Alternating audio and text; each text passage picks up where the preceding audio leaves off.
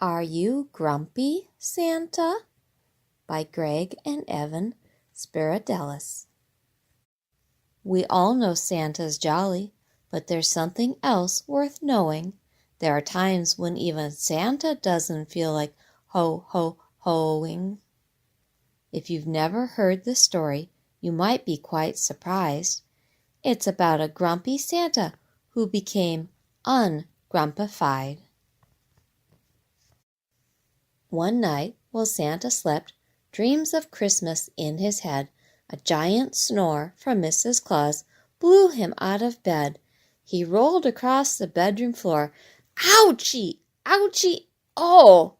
Then tripped over a bowling ball and stubbed his little toe. He was tired and his toe hurt, but he hopped into the tub. My big round jelly belly sure could use a soapy scrub. But when he turned the shower knob, ah! This water's freezing!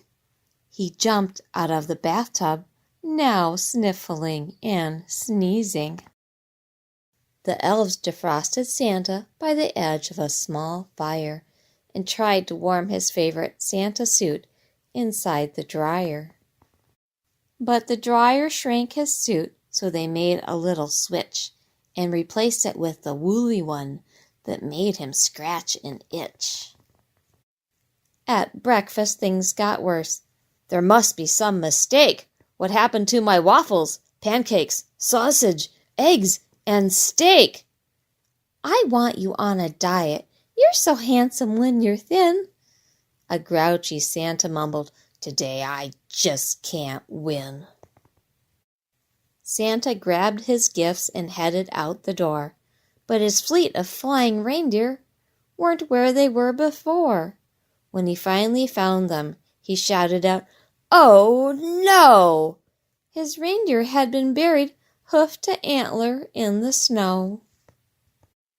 The reindeer were still frozen. They flew out of control. They almost crashed the speeding sleigh into the striped North Pole. Hold steady! Santa yelled as he unfolded his map. Then a giant gust of wind blew up and stole poor Santa's cap. At the first house on his list, Santa had no chance of luck. He jumped into the chimney, but his belly got him stuck. He wiggled side to side, then gave a mighty push. He fell into the fireplace and sprained his chubby tush. In Paris, he was chased by a tiny growling poodle. In Italy, he slipped upon a rigatoni noodle. He was nearly trampled by a bull in beautiful Pamplona. He bumped into a Christmas tree in Phoenix, Arizona. At the last house on his list, near the point of full despair, he tripped over a toy train and flew up in the air. He grabbed the chandelier, then heard the ceiling crack. Poor old Santa tumbled down and landed on his back. I'm tired, my toe hurts, I'm hungry, and I'm freezing. My wool suit is so itchy, I'm sniffling and sneezing. My head has got a bump, my tush is wrapped in gauze. I can't take this any more. I'm a grumpy Santa Claus! Then suddenly he saw it, next to the Christmas tree. He walked over to inspect it, belly grumbling hungrily. It was a card for Santa. Painted on it was a wreath, and when he picked it up, he found some cookies underneath.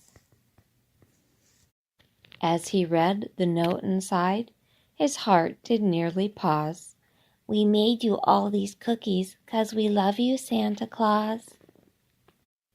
Santa smiled and took a bite.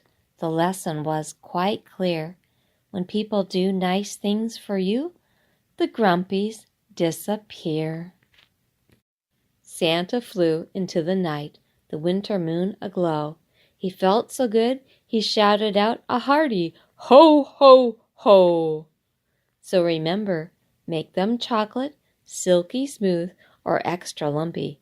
Just be sure to leave some cookies in case Santa's feeling grumpy.